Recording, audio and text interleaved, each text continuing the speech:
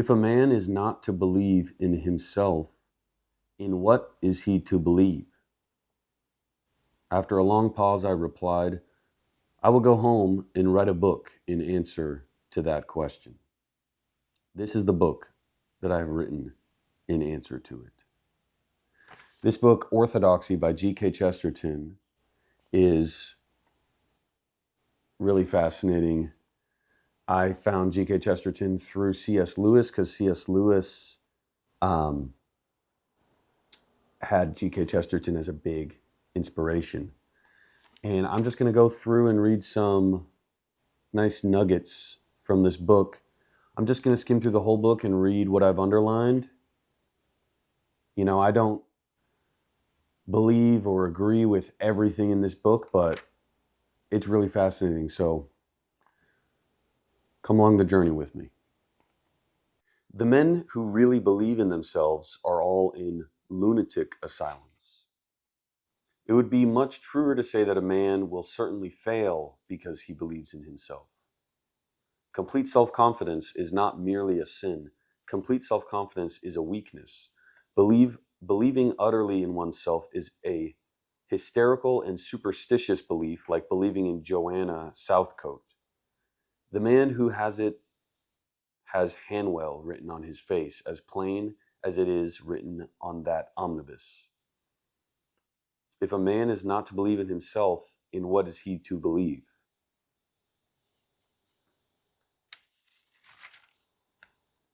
If disease is beautiful, it is generally someone else's disease. A blind man may be picturesque, but it requires two eyes to see the picture. The old fairy tale makes the hero a normal human boy. It is his adventures that are startling. They startle him because he is normal. But in the modern psychological novel, the hero is abnormal. The center is not central. Most of the very great poets have not been only sane, but extremely businesslike. And if Shakespeare ever really held horses, it was because he was much the safest man to hold them. Exactly what does breed insanity is reason. Poets do not go mad, but chess players do. Mathematicians go mad and cashiers, but creative artists very seldom. Poetry is sane because it floats easily in an infinite sea. Reason seeks to cross the infinite sea and so make it finite. The result is mental exhaustion. The poet only asks to get his head into the heavens. It is the logician who seeks to get the heavens into his head, and it is his head that splits. If any human acts may loosely be called causeless, they are the minor acts of a healthy man. Whistling as he walks, slashing the grass with a stick, kicking his heels or rubbing his hands, it is the happy man who does the useless things. The sick man is not strong enough to be idle. The madman sees too much cause in everything. If the madman could for an instant become careless, he would become sane. The madman is the man who has lost everything except his reason. A small circle is quite as infinite as a large circle, but though it is quite as infinite, it is not so large. In the same way, the insane explanation is quite as complete as the sane one, but it is not so large. There is such a thing as a small and cramped eternity. You may see it in many modern religions. If you or I were dealing with a mind that was growing morbid, we should be chiefly concerned not so much to give it arguments as to give it air, to convince it that there was something cleaner and cooler outside the suffocation of a single argument. How much larger your life would be if yourself could become smaller in it, if you could really look at other men with common curiosity and pleasure, if you could see them walking as they are in their sunny selfishness and their virile indifference, you would begin to be interested in them. because they were not interested in you. You would break out of this tiny and tawdry theater in which your own little plot is always being played, and you would find yourself under a freer sky in a street full of splendid strangers.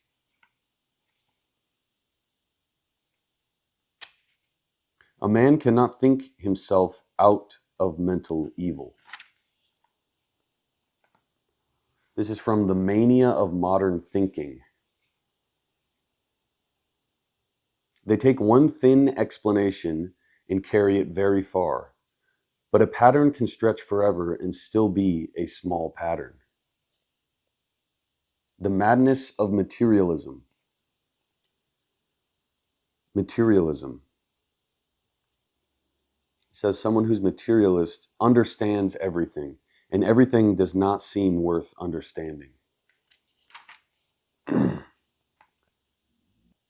The madman is quite sure he is sane. This says the chief mark and element of insanity is reason used without root, reason in the void.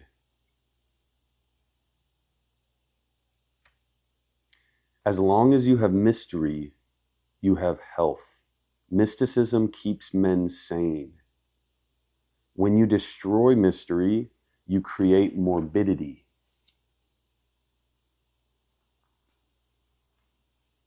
The one created thing which we cannot look at is the only thing in the light of which we look at everything. The Greeks were right when they made Apollo the god both of imagination and of sanity, for he was both the patron of poetry and the patron of healing.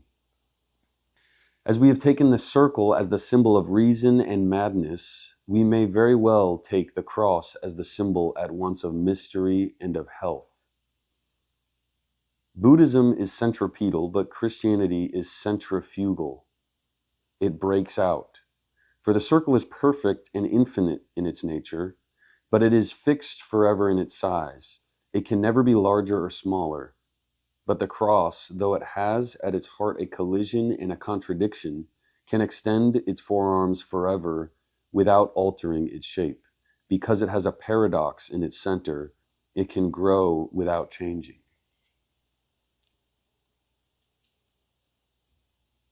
The Christian permits free will to remain a sacred mystery.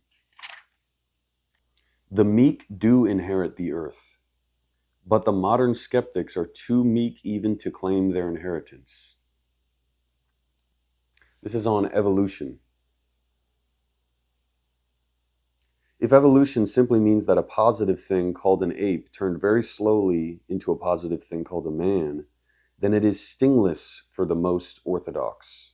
For a personal God might just as well do things slowly as quickly, especially if, like the Christian God, he were outside time. But if it means anything more, it means that there is no such thing as an ape to change, and no such thing as a man for him to change into. It means that there is no such thing as a thing. At best, there is only one thing, and that is a flux of everything and anything. That's on evolution. This is the will in the world of limits. Every act of will is an act of self-limitation. To desire action is to desire limitation. In that sense, every act is an act of self-sacrifice. When you choose anything, you reject everything else. Art is limitation. The essence of every picture is the frame. You may, if you like, free a tiger from his bars, but do not free him from his stripes. Do not free a camel of the burden of his hump. You may be freeing him from being a camel. This is about satire, satire without a standard. Satire may be mad and anarchic, but it presupposes an admitted superiority in certain things over others. It presupposes a standard. When little boys in the street laugh at the fatness of some distinguished journalist, they are unconsciously assuming a standard of Greek sculpture. They are appealing to the marble Apollo And the curious disappearance of satire from our literature is an instance of the fierce things fading for want of any principle to be fierce about. He says, Joan of Arc endured poverty as well as admiring it, whereas Tolstoy is only a typical aristocrat trying to find out its secret. This is the democracy of the dead. It is obvious that tradition is only democracy extended through time. It is trusting to a consensus of common human voices rather than to some isolated or arbitrary record. Those who urge against tradition, that men in the past were ignorant, may go and urge it at the Carlton Club, along with the statement that voters in the slums are ignorant. Tradition means giving votes to the most obscure of all classes, our ancestors. It is the democracy of the dead. In the fairy tale, an incomprehensible happiness rests upon an incomprehensible condition. A box is opened and all evil flies out. A word is forgotten and cities perish. A lamp is lit and love flies away. A flower is plucked and human lives are forfeited. An apple is eaten and the hope of God is gone. A child kicks his legs rhythmically through excess, not absence of life. Because children have abounding vitality. Because they are in spirit fierce and free. Therefore they want things repeated and unchanged. They always say, do it again, and the grown-up person does it again until he is nearly dead. For grown-up people are not strong enough to exult in monotony. But perhaps God is strong enough to exult in monotony. It is possible that God says every morning, do it again to the sun, and every evening, do it again to the moon. It may not be automatic necessity that makes all daisies alike. It may be that God makes every daisy separately, but has never got tired of making them. It may be that he has the eternal appetite of infancy, for we have sinned and grown old, and our Father is younger than we. I had always felt life first as a story, and if there is a story, there is a storyteller. This is summing up my attitude toward life. There was something personal in the world, as in a work of art. Whatever it meant violently. The evil of the pessimist is not that he chastises gods and men, but that he does not love what he chastises. Love is not blind. That is the last thing that it is. Love is bound, and the more it is bound, the less it is blind. A man must be interested in life, then he could be disinterested in his views of it. What a man can believe depends upon his philosophy, not upon the clock or the century. If a man believes in unalterable natural law, he cannot believe in any miracle in any age. If a man believes in a will behind law, he can believe in any miracle in any age. This talks about Christianity as the answer to a riddle. He goes into Stoicism in Christianity. Here, GK Chesterton kind of roasts Marcus Aurelius. He says, Marcus Aurelius is the most intolerable of human types. He is an unselfish egoist. An unselfish egoist is a man who has pride without the excuse of passion. He says Marcus Aurelius and his friends had really given up the idea of any God in the universe and looked only to the God within. This says, Christianity's dividing God from the cosmos. A woman loses a child even in having a child. All creation is separation.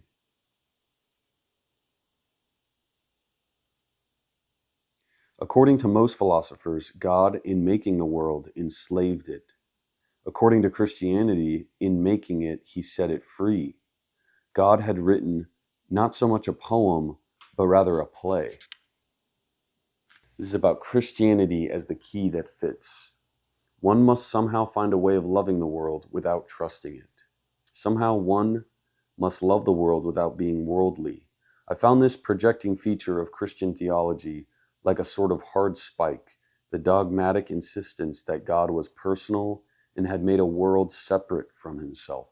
The spike of dogma fitted exactly into the hole in the world. It had evidently been meant to go there. And then the strange thing began to happen. When once these two parts of the two machines had come together, one after another, all the other parts fitted and fell in with an eerie exactitude. I could hear bolt after bolt over all the machinery falling into its place with a kind of click of relief. I was like the one who had advanced into a hostile country to take one high fortress, and when that fort had fallen, the whole country surrendered and turned solid behind me. Even those dim and shapeless monsters of notions which I have not been able to describe, much less defend, stepped quietly into their places like colossal caryatides of the creed. To God, the stars might be only small and dear, like diamonds. My haunting instinct that somehow good was not merely a tool to be used, but a relic to be guarded, like the goods from Crusoe's ship, even that had been the wild whisper of something that was originally wise, for according to Christianity, we were indeed the survivors of a wreck, the crew of a golden ship that had gone down before the beginning of the world. So this book goes from philosophy and real basic questions about what the world is and why we're here, and it gradually goes into Christianity and him defending Christianity. Those are some good nuggets from it. He has a way of talking and writing that's really witty and paradoxical, and so he just has a lot of zingers in here, a lot of really fascinating sentences, statements, questions that are just, tickle your brain. And, I find myself thinking about over and over again as time goes on. I'll leave it with this. It's about halfway through the book. I'll probably do more of these at some point soon. It says the main point of Christianity was this, that nature is not our mother. Nature is our sister. We can be proud of her beauty since we have the same father. But she has no authority over us. We have to admire, but not to imitate. To St. Francis, nature is a sister, and even a younger sister, a little dancing sister to be laughed at as well as loved.